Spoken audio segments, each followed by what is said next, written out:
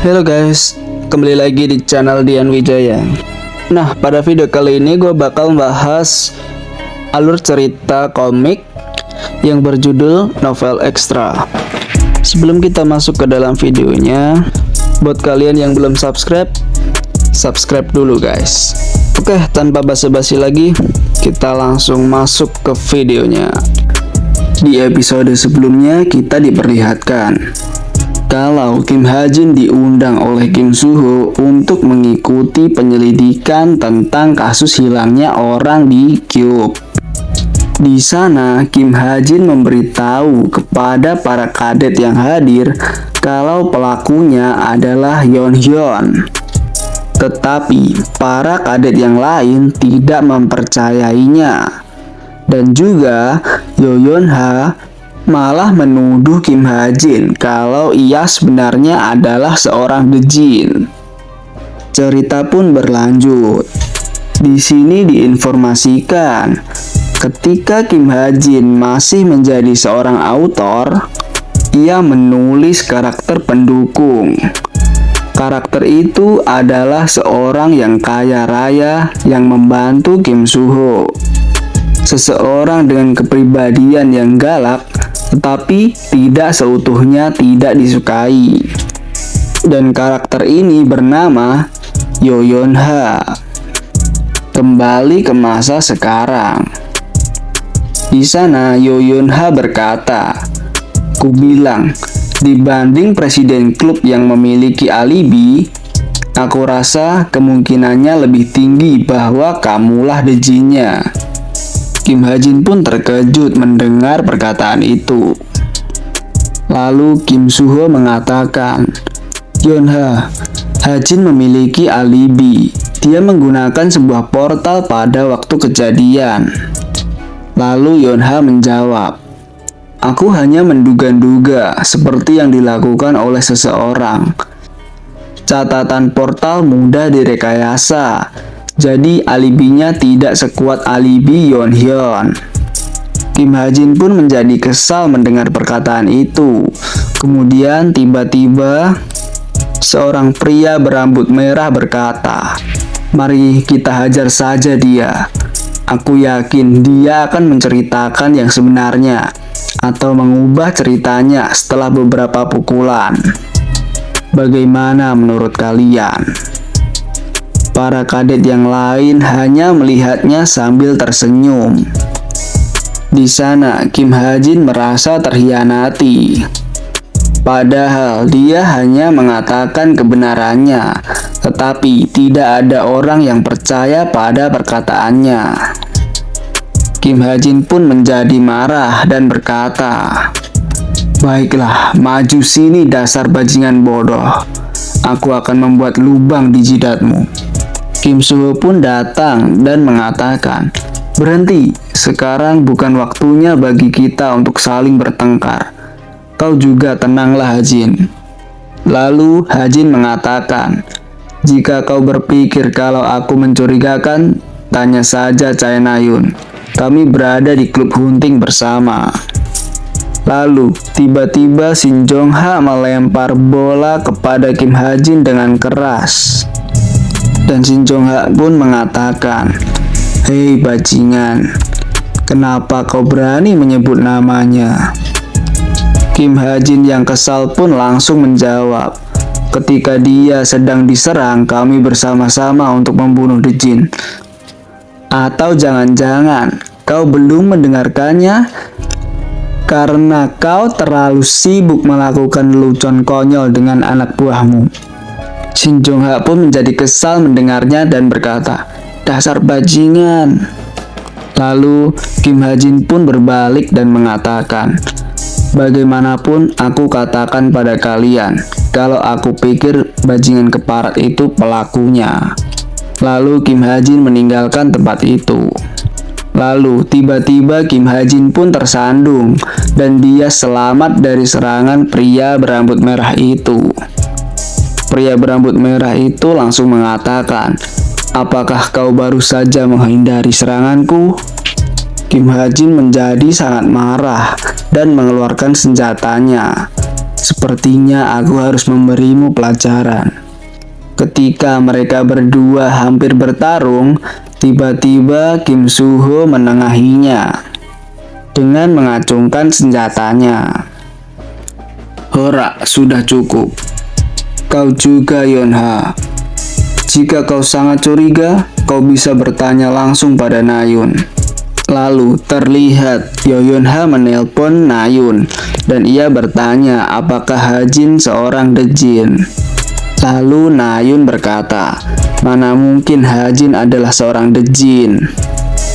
Para kadet yang mendengarnya pun menjadi terdiam. Cerita pun berlanjut. Lalu terlihat Kim Hajin yang keluar dari akademi dan dia berjalan menuju ke semak-semak.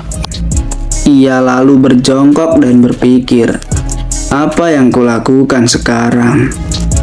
Tidak hanya aku berada di dalam novelku sendiri, aku terpancing emosi dan bertengkar dengan karakter yang aku tulis dengan penuh cinta dan kasih sayang. Aku muak dengan segalanya. Aku mau bertemu orang tua dan teman-temanku. Aku mau pulang ke rumahku. Aku masih memiliki 1 tahun tersisa untuk menyewa tempat itu. Aku penasaran, sudah berapa lama waktu berlalu di dunia asalku? Jika waktu berjalan 1:1, apakah aku dilaporkan sebagai orang hilang? Bagaimana dengan orang tuaku? Bagaimana jika mereka mencariku kemana-mana? Bagaimana jika mereka sedih karena memikirkanku? Yang jauh lebih penting, apakah aku bisa kembali? Ketika Kim Hajin sedang bersedih, tiba-tiba notifikasi muncul. Notifikasi itu bertuliskan, tenacity Anda meningkat. Lalu Kim Hajin tertawa dan berkata, ini benar-benar tidak bisa membaca suasana. Aku senang aku bisa meningkatkan stat tenacity-ku. Aku yang dulu mungkin tidak akan punya nyali untuk membunuh diriku sendiri atau hal semacam itu. Tetapi dia mungkin sudah lama menyerah untuk mencari cara untuk kembali. Lalu Kim Hajin mengusap air matanya dan berdiri sambil menatap bintang-bintang. Cerita pun berlanjut, kembali ke tempat pertemuan itu. Pria berambut pirang itu bertanya, bagaimana dengan Hajin? Lalu Kim Soo-ho menjawabnya, kelihatannya kita harus membiarkannya sendiri dulu. Lalu Yonha bertanya pada pria berambut merah, kau menggunakan talentmu tadi bukan? Bagi seorang sharpshooter bisa menghindari serangan seorang martial artist, apakah dia tidak menyadari seberapa mencurigakannya dia? Lalu tiba-tiba Yonha mendapatkan sebuah pesan dari Yonhyun. Yonha, bisakah aku menemuimu di study room sebentar sebelum pertemuan klub besok? Lalu Yonha pun menjawab, baiklah. Yonhyun yang melihat itu langsung tertawa. Haha. Cerita pun berlanjut. Keesokan harinya di Akademi Cube. Di sana terlihat Kim Hajin yang sedang duduk dan berpikir. Rasanya aku paham kenapa orang-orang menyarankan agar tetap sibuk jika kau sedang merasa sedih. Sekarang, setelah hunting, berolahraga, dan makan, seperti yang biasanya, aku merasa sangat lelah untuk berpikir. Lalu Kim Hajin melihat ke arah meja milik Kim Soo-ho. Kim Soo-ho terlihat sangat mengkhawatirkan Kim Hajin. Mereka terlihat jauh lebih buruk daripada Kim Hajin. Kim Soo-ho yang melihat Kim Hajin seperti itu membuat Kim Hajin merasa tidak enak. Lalu terlihat Chae Na-yun masuk ke dalam kelas. Di sana terlihat Shin Jong-ha yang sedang berbicara pada Chae Na-yun. Dia mengatakan, "Apakah tidak apa-apa kau sudah masuk kelas lagi?" Lalu Chae Na-yun menjawab, "Aku sudah tidak apa-apa. Di rumah aku juga tidak punya pekerjaan." Lalu muncullah Kim Soo-ho yang mengulurkan tangannya dan berkata, "Pegang tanganku, Na-yun." Na-yun pun menjawab, "Ada apa denganmu? Aku bisa berjalan sendiri, paham?" Shin Jong-ha yang melihat itu menjadi marah dan berteriak, "Hei Soo-ho, lepaskan tanganmu darinya." Lalu instruktur pun masuk ke dalam kelas. Instruktur mengatakan, "Kelas sudah dimulai, segera duduk di bangku masing-masing." Lalu ia mulai menjelaskan, "Sekarang, seperti yang kalian ketahui, tersisa kurang dari seminggu hingga tengah semester. Setelah ujian tertulis berakhir, ujian praktikum akan dimulai. Praktikum akan dinilai dengan dua kategori yang berbeda. Yang pertama adalah duel antara para kadet. Yang kedua yaitu adalah penaklukan monster melawan Illusion Beast yang disummon oleh Magician. Dua ujian itu tingkat kesulitannya sangat jauh berbeda dibanding kelas biasa. Ingat itu dan lakukan yang terbaik." Setelah mendengar perkataan instruktur, Kim Ha-jin lalu berpikir, "Ujian tertulis akan sangat mudah, tetapi aku khawatir dengan duel." Ujian duel dilakukan menggunakan 3 appointment passes, di mana kau bisa memilih kadet yang mau kau tantang.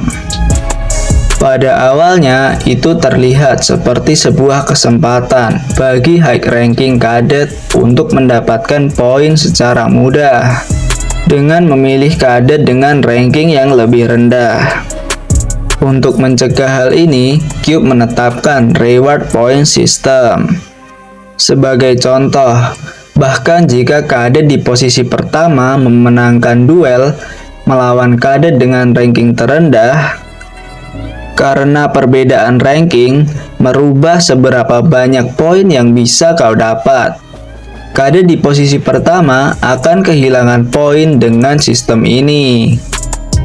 Tentu saja ada orang-orang yang mengabaikan sistemnya dan menggunakan appointment passes mereka untuk menghajar habis-habisan orang yang tidak mereka suka, seperti pria berambut merah itu.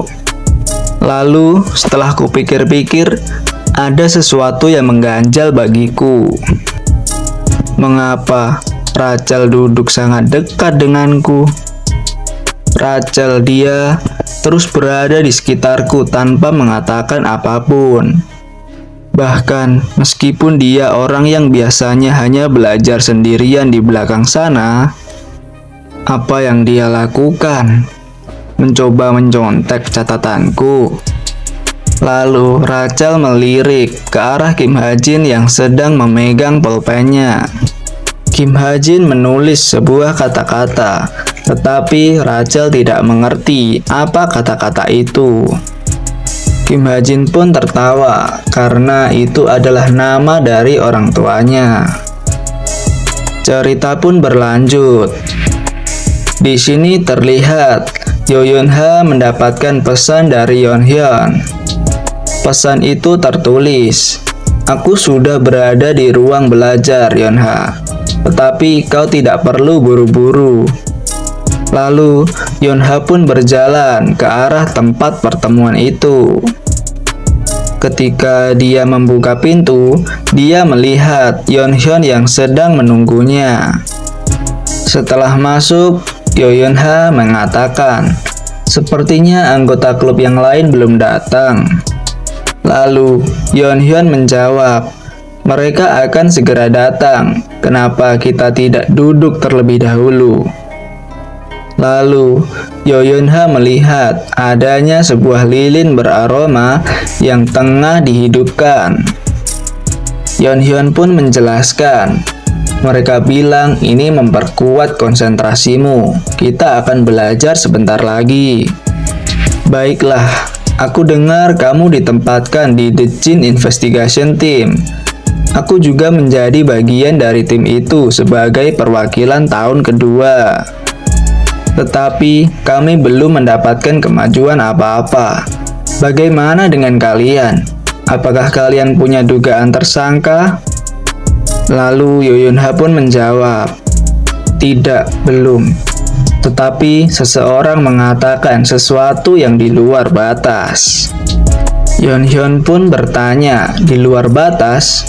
Apa yang mereka bilang?" Kemudian, Yeon-hyun mengeluarkan skillnya yang dapat membuat Yoyunha berkata sesuai keinginannya. Kemudian, Yoyunha pun mengatakan, "Kau adalah seorang The Jin. Mereka bilang kamu menggunakan mind spell. Itu mustahil, bukan?" Yeon-hyun pun tertawa sambil berkata, "Hahaha, apa mereka punya bukti?" Yoyunha pun tertawa mendengarnya, tetapi ia tiba-tiba menyadari kalau seseorang yang tidak bersalah, mereka tidak akan bertanya apakah ada bukti jika mereka sedang dicurigai. Yoyunha pun mengeluarkan senjatanya dari belakang punggungnya, dan dia pun mengatakan, "Apa yang kau sembunyikan?" Lalu, Yeon-hyun pun tertawa dan berkata, "Kenapa kau seperti ini, Yunha? Hahaha. Masih ada banyak waktu hingga giliranmu." Cerita pun berlanjut di asrama Cube tahun kedua. Di sana terlihat Yoyunha yang sedang diikat di sebuah kursi, dan dia pun terkejut. Ia melihat ke arah seisi ruangan, dan kemudian ia berpikir, tempat ini adalah asrama tahun kedua. Yeon-hyun, apakah dia sebenarnya sang tersangka atas hilangnya orang-orang itu? Apakah dia memang seorang The Jin? Orang itu tidak berbicara omong kosong. Tenanglah, pertama-tama aku perlu memanggil bantuan. Yoyunha mencoba memanggil bantuan dengan menggunakan jam tangan miliknya. Tetapi tiba-tiba Yeon-hyun pun datang dari belakangnya. Dia lalu berkata, "Aku tidak bisa membiarkanmu melakukan itu." Lalu tiba-tiba Kim Ha-jin mendapatkan sebuah pesan. Kim Ha-jin penasaran siapa yang mengirim pesan selarut ini. Lalu dia melihat pesan yang dikirim itu. Ternyata ini dari Yoyunha. Dan apa-apaan dengan maksud hal ini? Kembali ke masa sekarang. Di sana terlihat Yeon-hyun mengambil jam tangan milik Yoyunha dan berkata, "Apa yang akan dipikirkan oleh teman-temanmu jika kau mengirim pesan rahasia selarut ini?" "Ha-jin, dia orang yang menyadari bahwa aku seorang The Jin, bukan? Nanti aku harus membunuhnya." Lalu mendengar perkataan itu, tiba-tiba Yoyunha berteriak, "Apa kamu pikir kamu bisa kabur? Aku yakin tim investigasi telah menyadarinya dan sedang dalam perjalanan menuju ke tempat ini." Lalu Yeon-hyun menginjak jam tangan milik Yoyunha dan menghancurkannya. Dia pun mengatakan, "Aku tidak peduli. Begitu aku selesai melakukan tugasku, aku akan melarikan diri dari Cube." Mendengar perkataannya, Yoyunha membuat ekspresi yang sangat marah. Lalu Yeon-hyun mendekat dan mengatakan, "Aku senang melihat ekspresimu." Namun, Nona Lilith mengatakan bahwa dia juga ingin melihat wajahmu dipenuhi oleh rasa takut. Di sisi lain, Kim Ha-jin yang melihat pesan dari Yoyunha menjadi berpikir, apakah dia tidak sengaja mengirimkannya? Angka 9? Apa maksudnya? Lalu tiba-tiba Kim Ha-jin menyadari sesuatu. Ia memanggil Book of Truth dan bertanya, di mana keberadaan Yoyun-ha saat ini? Kim Ha-jin pun menjadi terkejut melihat jawaban dari Book of Truth. Cerita pun berlanjut. Di sana terlihat Yoyun-ha yang sedang duduk sambil tak berdaya. Ia mendengarkan perkataan dari Yeonhyun. Yeonhyun mengatakan, Yonha, kau pasti sangat kesepian. Aku mengerti perasaan itu. Setelah mendengarkan perkataan itu, Yoyun-ha langsung melihat ke arah Yeonhyun dengan tatapan yang sangat tajam. Lalu Yeonhyun berkata, kau memiliki tekad yang kuat bukan? Bisa-bisanya kau melawan cuci otak. Di saat kau hanya sekali menurunkan kewaspadaanmu. Tidak perlu takut, Nona Lilith mengizinkannya kali ini. Dia juga menginginkanmu, kata Yeonhyun sambil menempelkan jidatnya ke kepala Yoyun-ha. Yoyun-ha pun menjadi kesal dan ia mencoba untuk melepaskan diri. Yeonhyun kemudian mengatakan, sia-sia saja mencoba membebaskan dirimu.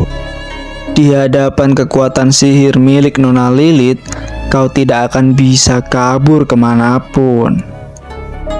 Lalu tiba-tiba Yeonhyun terkena tembakan di kepalanya. Lalu Yeonhyun menjerit kesakitan. Lalu Yoyun-ha mendengar suara Kim Ha-jin. Kau tidak mempercayaiku. Lihat bagaimana jadinya sekarang. Yeonhyun pun menjadi marah dan berteriak, apa-apaan? Siapa bajingan yang melakukan hal ini? Kemudian Kim Ha-jin meneruskan perkataannya. Sebaiknya kau tidak menyembuhkan dirimu. Ini peluru yang sudah dimodifikasi secara khusus. Jadi kecuali kau mengeluarkannya melalui tindakan operasi, itu tidak akan bisa disembuhkan. Yeonhyun yang mendengar perkataan itu langsung menjadi marah dan menyerang secara membabi buta. Kim Ha-jin yang melihat itu langsung berkata, jangan buang-buang tenagamu seperti itu. Yeonhyun yang tidak bisa menemukannya lalu berteriak, dasar bajingan, aku tanya, di mana kau? Lalu Kim Ha-jin mengatakan sambil menembakkan pelurunya, saat ini aku berada di tempat yang sangat jauh. Lalu di sini terlihat ternyata Kim Ha-jin menggunakan snipernya dari jauh. Kim Ha-jin membidik ke arah Yeonhyun sambil berkata, inilah kenapa sniping jarak jauh sangat berguna. Hei Yeon-ha, aku akan menggunakan seluruh peluru yang kau berikan padaku. Jika kau masih tahu diri, kau harus menggantikannya dengan yang lebih baik. Lalu Kim Ha-jin menembakkan pelurunya ke arah Yeonhyun secara terus-menerus. Yeonhyun pun tidak bisa berkutik karena Yeonhyun tidak tahu di mana Kim Ha-jin berada. Lalu setelah Kim Ha-jin berhasil membunuh Yeonhyun, ia bertanya kepada Yoyun-ha, maaf atas apa yang terjadi padamu. Apa kau terluka? Yoyun-ha pun mengatakan, tidak, aku tidak terluka. Lalu Kim Ha-jin kembali menjawab, kalau begitu istirahatlah. Tim investigasi akan segera menuju ke sana. Lalu Yoyun-ha yang mendengar perkataan itu langsung pingsan. Sebelum ia pingsan, ia mengatakan, terima kasih. Cerita pun berlanjut. Keesokan harinya, di sana terlihat Yoyun-ha yang sedang terbaring di rumah sakit. Lalu Kim Soo-ho yang sudah menyadari kalau Yoyun-ha sudah bangun, ia bertanya, "Kau sudah bangun? Apa ada yang terasa sakit?" Dokternya bilang kalau mereka tidak menemukan hal yang aneh. Lalu Yoyun-ha terbangun dan ia menjawabnya, "Aku tidak merasa sakit sedikit pun, jadi kenapa kamu ada di sini?" Kim Soo-ho pun menjawab, "Kami bergantian merawatmu. Aku Nayun Jongha Horak." Lalu tiba-tiba Yoyun-ha memotong perkataannya dan menanyakan, "Kenapa kalian melakukan hal itu?" Kim Soo-ho pun menjawab, "Karena kami ikut bertanggung jawab atas kejadian ini. Sebagai bagian dari tim investigasi, seharusnya kami lebih teliti. Namun, kami malah teralihkan dengan hal yang lain. Jadi, kami ingin meminta maaf." Kemudian Yoyun-ha berkata kepada Kim Soo-ho, "Kamu sering dibilang terlalu kaku, bukan?" Kim Soo-ho yang mendengarnya menjadi terkejut. Lalu Yoyun-ha berpikir, "Aku kira dia hanyalah orang ranking 1 yang memiliki talent. Tetapi sepertinya aku sudah salah paham dengannya." Memikirkan tentang salah paham, Yoyun-ha juga memikirkan apa yang telah dikatakannya kepada Kim Ha-jin. Lalu dirinya bertanya kepada Kim Soo-ho, "Jadi apakah dia tidak datang?" Kim Soo-ho pun menjawab dengan bingung, "Dia? Siapa?" Lalu Yoyun-ha mengatakan, "Bukan siapa-siapa." Cerita pun berlanjut. Terlihat Kim Ha-jin yang sedang memeriksa pesan dari Yoyun-ha. Pesan itu mengatakan, "Terima kasih, aku akan membalas kebaikan ini." Kim Ha-jin pun tersenyum melihat pesan itu, dan lalu dia mendapatkan notifikasi. Kim Ha-jin melihat notifikasi itu dan berpikir, "Ini adalah SP terbanyak yang aku dapatkan dari suatu tindakan. Seperti yang sudah aku duga, menyelesaikan episode utama itu sangat menguntungkan. Hasil bersihnya tidak sebanyak itu, mengingat seberapa banyak yang harus kupakai untuk berinvestasi sebagai penimbak jitu. Namun, itu tidak terlalu buruk karena aku berhasil menyelamatkan Yeon-ha." Lalu tiba-tiba Kim Ha-jin dihampiri oleh seseorang. Ternyata orang itu adalah Park So-hyu. Ketika mereka bertemu, tiba-tiba Park So-hyu mengatakan, "Saya terkejut ketika Anda mendadak menghubungi. Ada apa?" Lalu secara tiba-tiba Park So-hyu malah bersujud dan berkata, "Jika Anda mau membatalkan kontrak kita, mohon dipertimbangkan kembali." Kim Ha-jin yang melihatnya menjadi heran dan berkata, "Tidak, bukan itu."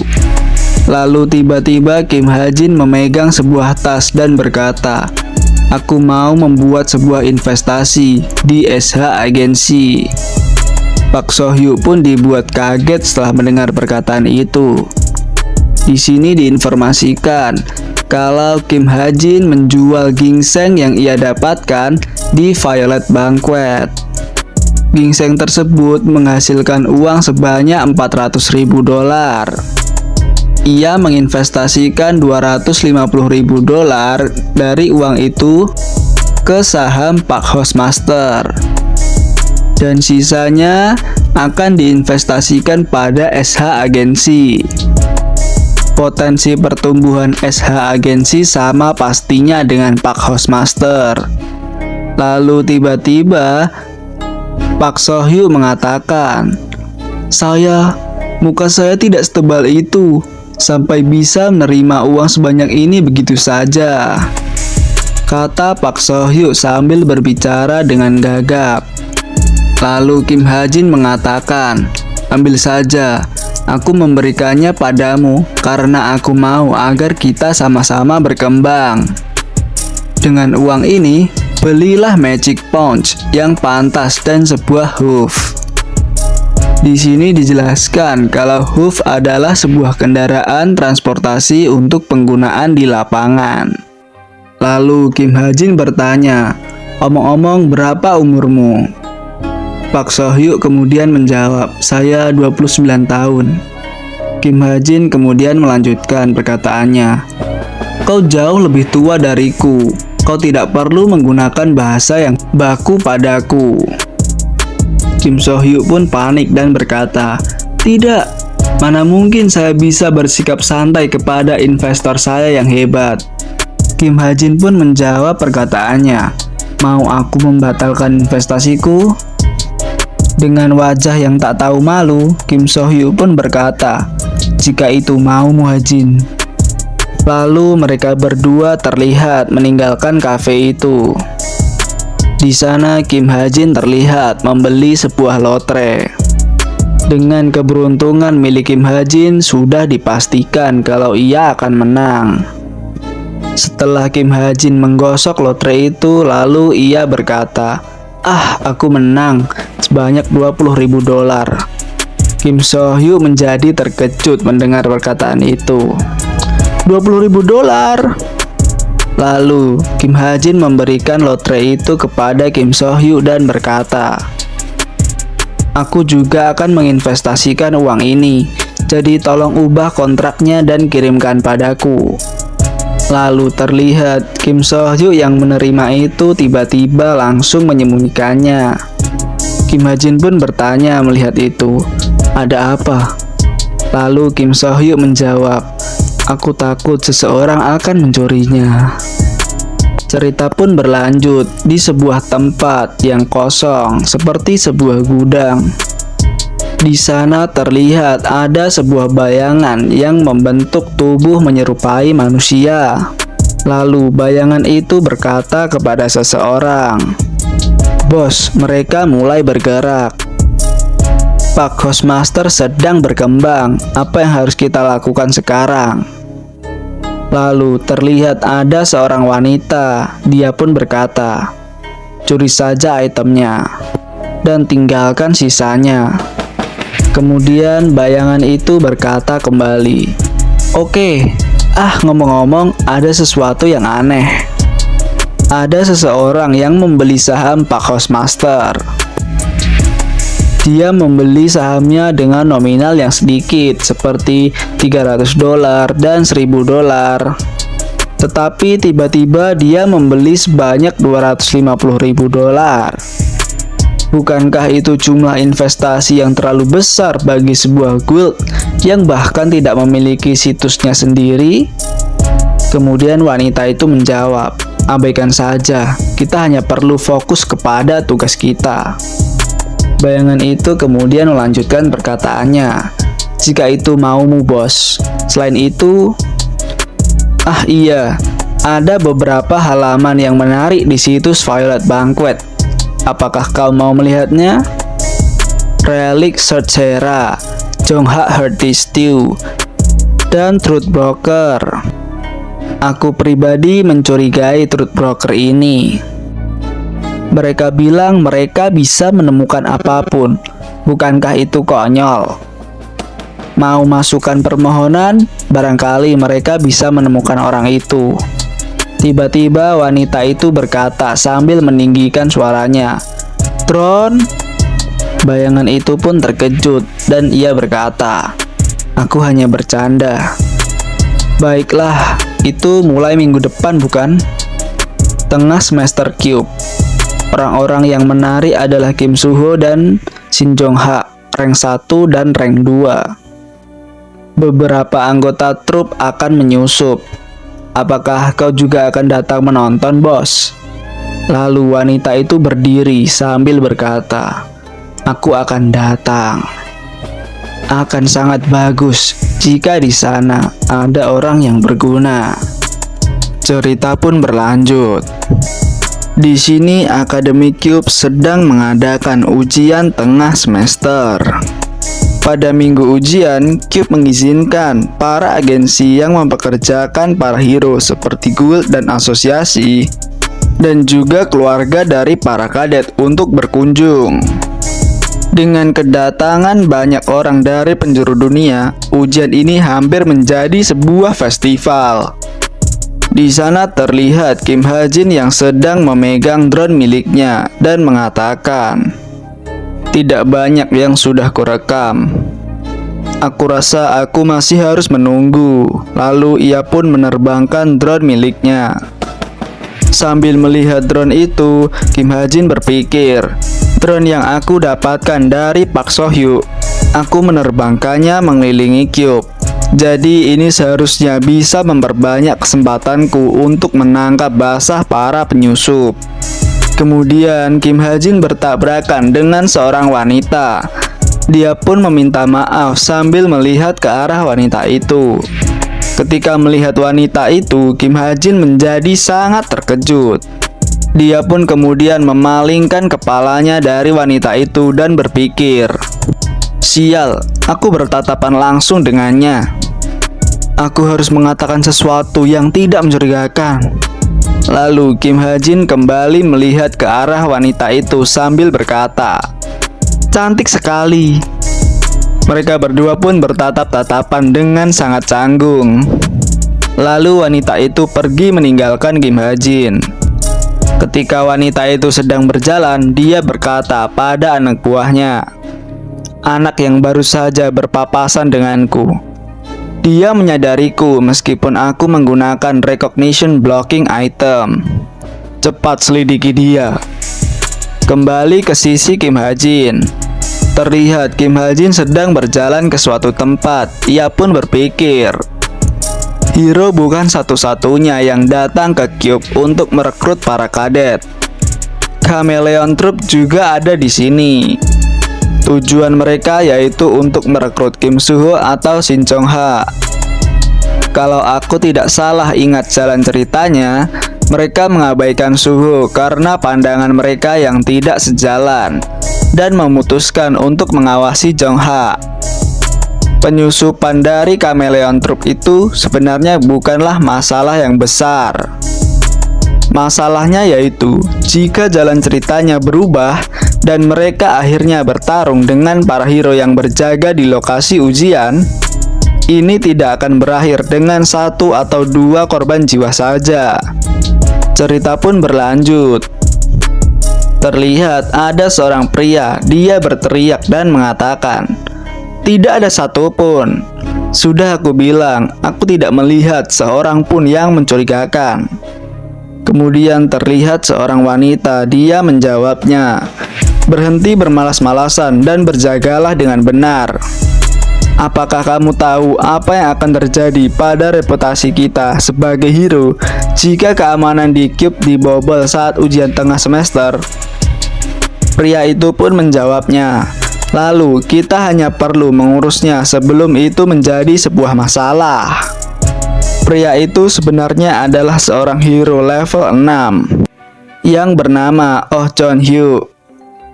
Wanita itu juga merupakan seorang hero level 7 yang bernama Seo Yongji. Lalu di belakang mereka terlihat ada seorang pria yang memakai pakaian berwarna putih. Dia pun mengatakan, "Aha, dia menyadari keberadaan bos meskipun ada siren Nickel detection blocker." Hahaha, akhirnya ada yang menarik. Aku hampir mati bosan karena hanya ada orang-orang lemah di sini. Memangnya siapa dia? Hah? Aku akan memulai keributan dengannya terlebih dahulu. Lalu seorang pria yang terlihat seperti anak kecil yang memiliki rambut berwarna putih. Dia pun mengatakan, "Santailah sedikit. Kita mungkin saja bisa mengetahui siapa dirinya tanpa harus turun tangan secara langsung. Sekarang sudah hampir saatnya waktu ujian dimulai." Cerita pun berlanjut. Terlihat Kim Ha Jin yang sedang berjalan di sebuah lorong. Ketika Kim Ha Jin sedang berjalan, tiba-tiba Yoyun Ha yang sedang menunggunya mengajaknya berbicara. Yoyun Ha mengatakan, "Hei Kim Ha Jin, apakah kau sedang menuju ke arena?" Kim Ha Jin pun menjawab, "Benar, aku memiliki pertandingan pertama sebentar lagi. Lalu tiba-tiba Yoyunha memanggil seseorang yang membawa sebuah koper. Dia pun mengatakan, di dalamnya terdapat 100 peluru dengan kualitas terbaik. Kamu mungkin tidak bisa menggunakannya di arena, tetapi pakai saja mereka sesukamu dan katakan padaku jika kamu membutuhkannya lagi, kata Yoyunha sambil memberikan kopernya kepada Kim Ha-jin.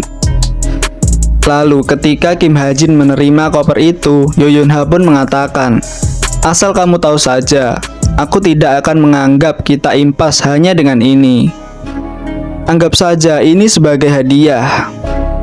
Oh ya, mereka masih memintaku untuk bersaksi terkait masalah Dejin itu. Namun aku tidak memberitahu mereka bahwa kamulah yang membantuku dengan menembak Dejinnya. Kemudian Kim Ha-jin menjawab, baiklah, tolong tetap simpan rahasia itu. Lalu Yoyunha melihat ke arah Kim Ha-jin dan mengatakan, aku paham bahwa kamu menyembunyikan kekuatanmu karena suatu alasan.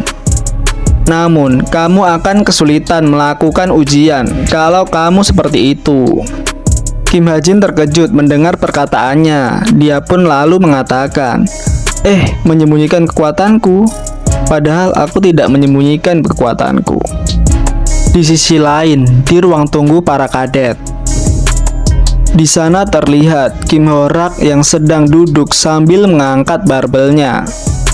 Dia pun mengatakan dengan nada yang sangat marah, tunggu saja kau Kim Ha-jin, aku akan menghabisimu. Cerita pun berlanjut. Kembali ke masa sekarang. Terlihat seorang pria dengan rambut putih yang berada di suatu ruangan. Pria itu sedang menginvestigasi Kim Ha-jin sambil mengatakan kepada bosnya, dia berasal dari panti asuhan, tidak memiliki orang tua maupun kerabat. Dia diterima oleh Akademi Kadet pada usia 6 tahun. Setelah mereka menyadari bahwa dirinya memiliki kemampuan khusus pada saat tes rutin di panti asuhan, dia tidak melakukan hal-hal yang luar biasa di akademi. Dia hanya berbaur dengan ranking menengah sampai dia memasuki Cube. Dan dia juga memiliki hutang sebesar $300.000. Hanya itu saja yang aku bisa temukan, bos. Kemudian bosnya bertanya kepada pria berambut putih, lalu bagaimana bisa orang sepertinya menyadari keberadaanku meskipun aku menggunakan recognition blocking item? Pria berambut putih menjawab, saya juga tidak tahu, bos. Lalu tiba-tiba muncullah seseorang dari semak-semak. Pria itu bernama Chok Jun-gyung yang merupakan anggota dari Chameleon Troupe. Dia mengatakan, rupanya Anda ada di sini. Lama tidak berjumpa, bos. Bosnya lalu menjawab, kamu terlambat. Apa ada sesuatu yang mengalihkan perhatianmu? Chok Jun-gyung lalu mengatakan, memangnya Anda anggap saya siapa? Saya menjalankan tugas saya dengan teliti dan mencari bakat baru. Si bos pun bertanya, kalau begitu bagaimana laporanmu? Chok Jun-gyung menjawab, tidak ada sama sekali. Mereka semua hanyalah orang-orang lemah yang akan terlempar jauh hanya dengan satu jentikan. Pria berambut putih lalu mengatakan, itu memang wajar. Aku bertanya apakah ada kadet yang menarik. Chok Jun-gyung menjawab, tidak ada.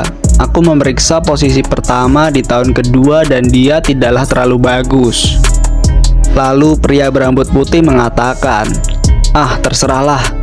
Para kadet tahun pertama adalah bakat yang menjanjikan yang ada di Cube tahun ini. Jadi perhatikan mereka dengan seksama. Dan pas sekali duel si Kim Ha-jin itu akan segera berlangsung. Mendengar perkataan itu, Chok Jun-gyung lalu berkata, Kim Ha-jin? Yang menyadari keberadaan bos meskipun bos menggunakan itemnya itu ya. Cerita pun berlanjut di arena ujian tengah semester Cube. Di sana terlihat Oh Jeon-hyo yang sedang makan sambil duduk untuk melihat pertandingan. Oh Jeon-hyo lalu berkata kepada Seo Young-ji, tempat ini membuatku bernostalgia. Seo Yong-ji pun mengatakan, "Apa kamu yakin itu nostalgia dan bukan traumatis? Kamu dihajar habis-habisan, kamu bahkan tidak bisa menonton tinju lagi karenanya." Oh Jeon-hyuk menjawabnya, "Aku sudah baikan dan anakku benar-benar menyukainya." Seo Yong-ji menjawab, begitukah?" Lalu dia melihat ke arah depan.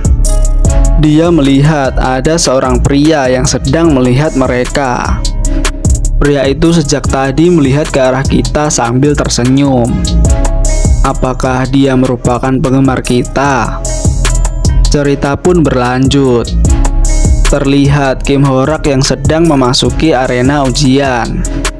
Dia adalah kadet ranking 19 yang merupakan ahli bela diri. Dan lawannya adalah Kim Ha-jin yang merupakan ranking 934. Di sana Kim Ho-rak bertanya kepada Kim Ha-jin, "Bagaimana ujian tertulismu?" Kim Ha-jin pun menjawab, "Sepertinya saat ini kau terlalu tegang, santai saja bro." Mendengar perkataannya, Kim Ho-rak menjadi kesal dan sangat marah. Lalu Kim Ha-jin berpikir, kemampuan khusus Ho-rak yaitu adalah kemampuan untuk merubah mana miliknya menjadi pelindung transparan di sekujur tubuhnya, yaitu adalah Ki Armor. Bukan saja aku tidak akan bisa mengoresnya dengan peluru latihan, aku akan sangat beruntung jika dia tidak membelahku setelah dia menangkapku. Intinya, aku tidak bisa membiarkannya mendekatiku. Lalu pembawa acara ujian pun berkata, duel tengah semester pada semester pertama tahun pertama akan segera dimulai. Dan pertandingan pertama dimulai. Di sana terlihat Kim Ho-rak yang mengeluarkan Ki Armor miliknya, lalu dia menyerbu ke arah Kim Ha-jin. Kim Ho-rak bersiap untuk meninju ke arah Kim Ha-jin, tetapi Kim Ha-jin juga mengeluarkan talent miliknya, yaitu Bullet Time. Talent ini dapat membuat Kim Ha-jin melambatkan waktu di sekitarnya dan dia dapat bergerak dengan lebih cepat.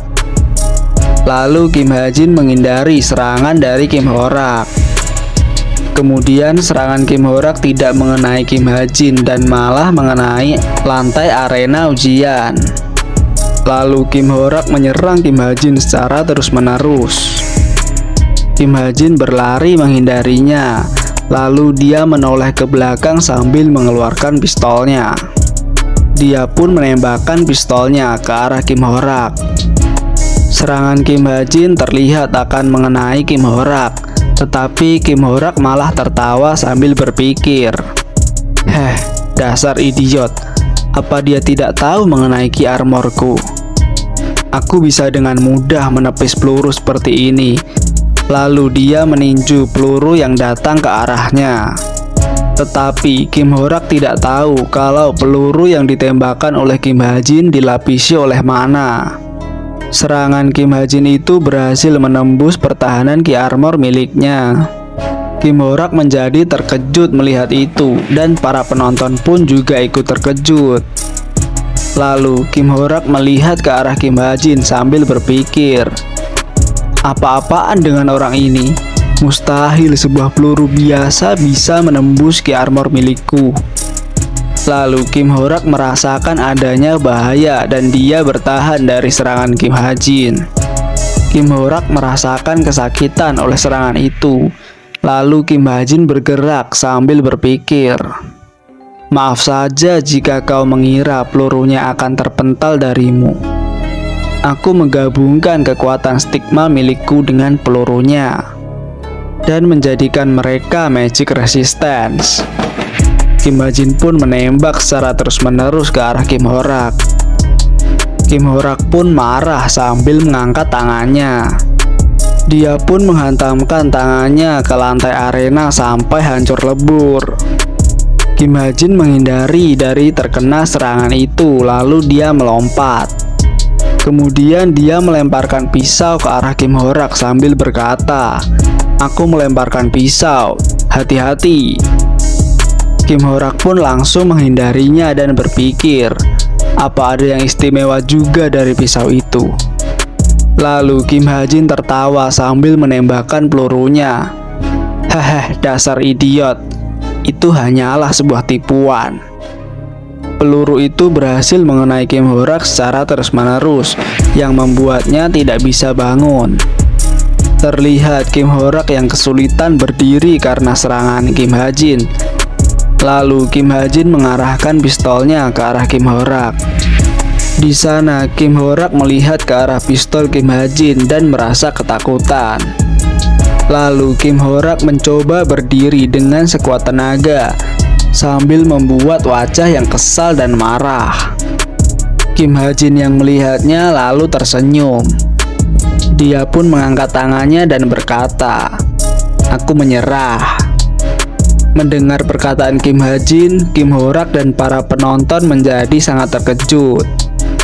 Lalu pembawa acara pertandingan pun mengumumkan, pertandingan berakhir. Pemenangnya adalah Kadet Kim Ho-rak. Kim Ho-rak yang berada di situasi itu menjadi sangat marah dan berteriak kepada Kim Ha-jin, "Hei bajingan, kembali ke sini kau." Cerita pun berlanjut. Di sana Oh Hyun-ju bertanya kepada Seo Yong-ji, bukannya dia terkena peluru tajam? Dia terlihat baik-baik saja. Apakah itu karena dia seorang ahli bela diri? Jadi, bagaimana menurutmu secret hero Seo Yong-ji? Lalu Seo Yong-ji mengatakan, Kim Ha-jin melakukannya dengan baik, sedangkan Kim Ho-rak terlalu gegabah. Alih-alih menyanyiakan energi Ki Armor miliknya dan maju seketika seperti itu, dia bisa menyerang dengan perlahan dan menang dengan fisiknya. Dia membuat dirinya terlihat bodoh dengan pamer berlebihan. Yang menggangguku itu adalah Kim Ha-jin. Tembakan beruntun di luar nalar miliknya dan penglihatan untuk mengikuti gerakan seorang ahli bela diri. Namun, pada waktu tertentu, Kim Ha-jin melambat saat Ho-rak mulai melambat. Apakah itu sebuah kemampuan khusus yang meningkatkan kemampuan fisiknya? Dan juga, anak itu terlihat memadatkan dan memasukkan mana ke dalam pelurunya. Oh Jeon-hyuk lalu mengatakan, "Apa kau bermaksud mengatakan dia berhasil memadatkan mananya sampai ke tahap yang cukup untuk menembus Ki Armor? Seorang kadet biasa sepertinya, itu mustahil bukan?" Lalu Seo Yong-ji mengatakan, "Aku tidak tahu talenta apa yang dimiliki oleh kadet Kim Ha-jin ini. Meskipun begitu, potensi yang dia miliki bisa jadi salah satu yang terbesar dalam sejarah. Jadi, aku harus mengingatnya." Cerita pun berlanjut. Terlihat Chok Jun-kyung yang sedang berjalan. Dia mengatakan kepada pria berambut putih, "Aku tidak menyukai siapapun itu namanya, Kim Ha-jin atau apalah itu. Bocah sialan itu hanya menembakkan peluru secara beruntun dari jarak jauh dengan pistolnya. Mengapa bos sampai memperhatikannya ya?" Pria berambut putih lalu berkata, "Apa kau tidak menyadarinya? Dia memiliki kemampuan magic resistance." Chok Jun-kyung lalu mengatakan, "Siapa yang peduli dengan hal itu? Apa hubungannya dengan menjadi lebih kuat?" Pria berambut putih lalu bertanya, "Kau hanya tidak menyukainya karena dia petarung jarak jauh, bukan?" Chok Jun-kyung lalu menjawab, "Hah, tentu saja. Kerja keras tanpa henti dan rasa haus darah untuk membunuh satu sama lain, itulah pertandingan yang sebenarnya." Lalu pria berambut putih mengatakan, Ya, gunakan magic pamungkas apapun itu untuk mencari kadet-kadet yang cukup kuat. Jangan lupa alasan bos membawamu kemari. Apakah kau sudah memeriksa Kim Soo-ho dan Shin Jong-ha?" Chok Jun-kyung lalu mengatakan sambil memegang dagunya, "Keduanya tidak terlalu buruk. ilmu tombak milik Jongha yang opresif yang ditunjukkan untuk menyerang titik vital musuhnya dengan seketika itu menarik perhatian. Aku juga tertarik saat dia menggertak si pecundang yang memulai dengan defensif. Untuk Kim Soo-ho, dia sedikit spesial. Dia menggunakan ilmu pedang yang menyerupai ilmu pedang tradisional Korea. Terlihat jelas dari gerakannya kalau dia berlatih untuk waktu yang cukup lama. Namun, ada sesuatu yang mengganjal. Rasanya seperti dia menyembunyikan kepribadiannya yang sebenarnya. Aku juga tidak ingin melawan salah satu dari mereka untuk saat ini. Lalu pria berambut putih bertanya, "Yah, bagaimana dengan Kim Ha-jin?" Chok Jun-kyung lalu berteriak dengan marah, "Kenapa juga kau memperhatikannya?" Pria berambut putih lalu mengatakan, "Tentu saja, magic resistant adalah sebuah kemampuan yang sudah dicari-cari oleh si bos selama ini." Lalu, tiba-tiba saja di belakang Chok Jun-kyung ada seorang satpam yang melihatnya. Dia pun mengatakan, "Siapa di sana? Hutan ini terlarang bagi orang luar. Harap segera pergi meninggalkan tempat ini." Chok Jun-kyung yang mendengarnya langsung mengatakan dengan nada yang sangat kesal, "Dasar serangga sialan, menyebalkan sekali." Lalu, Chok Jun-kyung bergerak ke arah satpam itu dengan sangat cepat. Dia menyerang kepala satpam itu dengan jari tangan miliknya. Satpam itu pun langsung mati seketika tanpa bisa membuat perlawanan. Cerita pun berlanjut. Di sini diperlihatkan flashback dari bos Chameleon Troupe. Di sebuah tempat ketika sedang hujan. Di sana terlihat si bos sedang menatap kuburan sambil mengatakan, "Aku akan menemukan si pengkhianat apapun yang terjadi. Aku akan menemukan mereka dan membalaskan dendammu." Kembali ke masa sekarang. Terlihat si bos sedang berkata kepada pria berambut putih.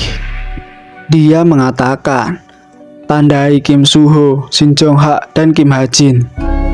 Pria berambut putih lalu bertanya, "Baiklah, lalu bagaimana dengan skala prioritasnya, bos?" Si bos lalu menjawab, "Kemampuan magic resistant bisa mengalahkan magic constitution. Jadi prioritaskan Kim Ha-jin." Pria berambut putih lalu bertanya lagi, "Baiklah, tapi apakah tidak apa-apa? Hanya ada sedikit informasi tentang dirinya." Si bos pun menjawabnya, "Itu tidaklah penting. Aku akan memeriksanya dengan kedua mataku sendiri besok." Cerita pun berlanjut. Hari kedua ujian tengah semester di Academy Cube. Di sana terlihat Kim Ha-jin yang sedang menonton pertandingan. Pertandingan pertama yaitu Nayun melawan Rahel. Di sana Kim Ha-jin berpikir kalau Nayun seharusnya kalah telak melawan Rahel hari ini. Mustahil baginya untuk menang melawan Rahel dengan menggunakan busur panah, senjata yang sama sekali tidak cocok dengan talent miliknya. Lalu pembawa acara pun mengumumkan kalau pertandingan antara Nayun melawan Rahel akan dimulai. Di sana terlihat Nayun yang sedang menarik busur panahnya sambil berkata, "Mengapa kita tidak bertukar rank hari ini, Princess Rahel?" Lalu Nayun menembakkan panahnya ke atas. Panah itu menyerang Rahel seperti hujan anak panah. Rahel pun menghindari dan menangkis panah yang datang ke arahnya. Nayun menjadi terkejut karena panah miliknya dapat ditangkis oleh Rahel. Lalu di bangku penonton datanglah bos dari Chameleon Troupe. Dia pun duduk di sebelah Kim Ha-jin sambil melihatnya. Kim Ha-jin menjadi terkejut melihat wanita itu duduk di sampingnya. Dia pun menjadi berpikir, penjahat buronan yang dimasukkan daftar hitam oleh asosiasi hero. bos dari Chameleon Troupe yang terkenal. Seorang wanita kuat yang berhasil menyembunyikan dirinya di balik nama-nama yang tak terhitung dan tersembunyi. Satu-satunya orang yang mengetahui namanya adalah diriku. Lalu secara tiba-tiba wanita itu terjatuhi oleh minuman di atas kepalanya. Kim Ha Jin yang melihatnya pun sangat terkejut. Lalu pria yang menjatuhkan minuman itu berkata, "Astaga, apa yang telah kulakukan? Apakah kau baik-baik saja, Nona?" Lalu wanita itu mengelap air yang ada di kepalanya menggunakan tisu yang diberikan oleh Kim Ha Jin. Kemudian wanita itu berkata kepada Kim Ha Jin, "Aku menonton pertandinganmu melawan kadet Kim Hora kemarin. Ini adalah kartu namaku. Kemampuan yang kamu tunjukkan saat pertandingan, apakah itu adalah talent milikmu?" Kata wanita itu sambil memberikan kartu namanya kepada Kim Ha Jin. Kim Ha Jin yang melihat kartu nama itu langsung berpikir, itu bukanlah nama aslinya. Itu pasti adalah salah satu identitas palsu miliknya. Lalu Kim Ha Jin bertanya, "Apakah kau berasal dari sebuah guild? Bukannya dilarang bagimu untuk berkomunikasi dengan seorang kadet sebelum kelulusan?" Wanita itu terlihat ingin menarik kembali kartu nama miliknya. Lalu Kim Ha Jin berkata, Aku tidak bilang aku tidak akan menerima kartu ini." Lalu wanita itu berkata kepada Kim Ha Jin, "Aku tidak bisa memberikanmu detail yang pasti, tetapi aku jamin kalau itu akan menguntungkan bagimu." Lalu wanita itu berdiri sambil berkata, "Kalau begitu aku pergi dulu. Silahkan hubungi aku kapan-kapan." Lalu wanita itu pun pergi. Melihatnya, Kim Ha Jin menjadi berpikir, seharusnya tidak ada alasan bagi si bos untuk menemuiku secara langsung saat ini. Kenapa dia ada di sini ya? Lalu pertandingan Nayun melawan Rahel dimenangkan oleh Rahel. Lalu pertandingan kedua yaitu Kim Suho melawan Yohei. Di pertandingan itu Kim Suho berhasil mengalahkan Yohei dengan cepat. Para penonton yang melihatnya berbicara seperti ini, "Apa kau melihat pertandingan Kim Suho tadi? Dia benar-benar sangat menakjubkan. Dia dapat mengalahkan Yohei dengan sangat mudah. Aku juga tidak percaya kalau Nayun kalah melawan Rahel. Ini pertama kalinya aku menyaksikan orang Korea yang menjanjikan kalah melawan orang asing." Lalu terlihat Kim Ha Jin yang menarik kembali drone miliknya.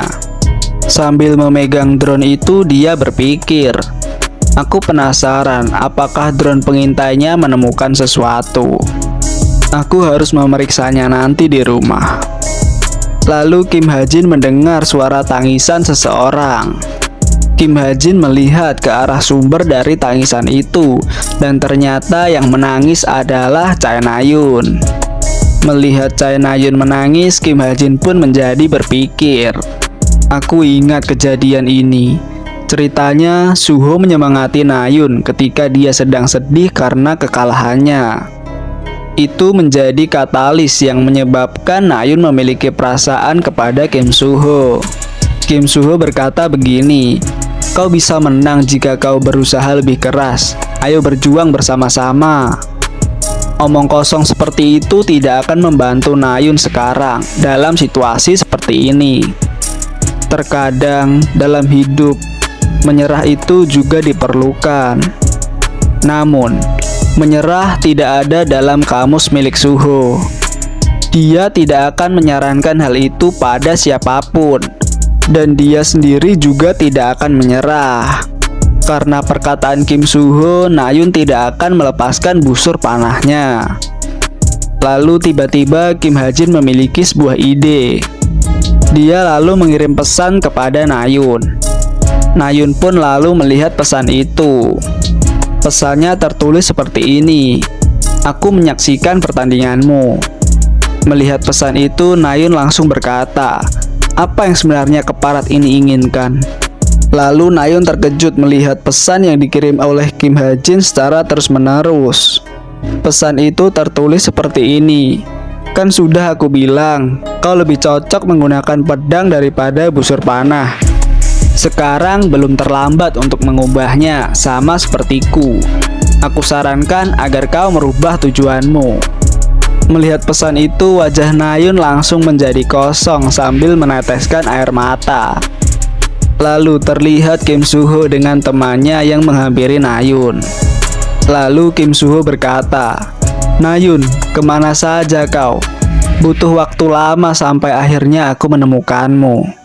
Lalu Nayun pun melihat ke arah Kim Soo-ho dengan wajah yang sangat marah dan berkata, "Ah, dasar Kim Ha-jin kampret, aku akan membunuhmu." Kim Soo-ho yang mendengarnya langsung terkejut. "Nayun?" Cerita pun berlanjut. Di rumah Kim Ha-jin, di sana dia sedang melihat rekaman yang direkam oleh drone miliknya. Kim Ha-jin melihat kalau Chok Jun-gyung membunuh satpam di sekitar Akademi Cube. Melihatnya, Kim Ha-jin menjadi terkejut dan berpikir, sungguh mengejutkan. Apa dia juga bagian dari Chameleon Troupe? Dia membunuh orang tanpa ragu-ragu. Dia membunuh orang hanya karena ingin saja, cuma untuk kepuasan dirinya sendiri. Di dunia ini ada banyak orang yang seperti itu. Dunia ini menjadi dunia yang nyaman berkat pengetahuan dan magic. Namun, di balik itu, ada inhuman yang menganggap diri mereka sendiri ada di atas moral dan aturan. Meskipun mereka itu juga manusia, tapi mereka menolak adanya hero. Dengan kekuatan supernatural yang lebih besar dari penjahat biasa untuk melawan para hero. Mereka biasa disebut dengan villain. Villain dalam novelku bukanlah satu-satunya yang harus dikhawatirkan. Terima kasih untuk autor yang sudah mengubah cerita novelku. Sekarang jadi mustahil untuk mengetahui villain macam apa yang akan muncul ke depannya. Cerita pun berlanjut. Ujian tengah semester Akademi Cube yang kedua, yaitu pembasmian monster. Di sana terlihat adanya seseorang yang memakai jubah berwarna coklat. Dia menjelaskan kepada para kadet, "Senang bertemu dengan kalian para kadet. Aku adalah magician yang bertanggung jawab pada ujian kali ini. Akan aku jelaskan secara singkat sebelum ujiannya dimulai. Pada tempat ujian di depan kalian, kalian harus mengalahkan illusory beast yang dipanggil oleh magician. Ujian ini jauh lebih berbahaya daripada latihan kalian sebelumnya. Beast yang dipanggil di sini akan memiliki kekuatan yang sama layaknya monster sungguhan. Dan mereka tidak akan langsung menghilang meski magician yang memanggil akan membatalkannya. Jangan terlalu berlebihan dalam membahayakan nyawa kalian. Jika situasinya memburuk, menyerah saja secepatnya. Kriteria yang dinilai adalah seberapa lama dan seberapa tenang kalian dalam menangani keadaan. Baiklah, itu saja penjelasannya. Aku harap kalian melakukan yang terbaik." Lalu, 4 orang akan memulai ujiannya dalam waktu yang sama. Mulai dari kelompok pertama. Kelompok pertama yaitu Hazuki, Kim Jun-ho, Yo Young-jin, dan Spanner. Mereka memasuki arena ujian.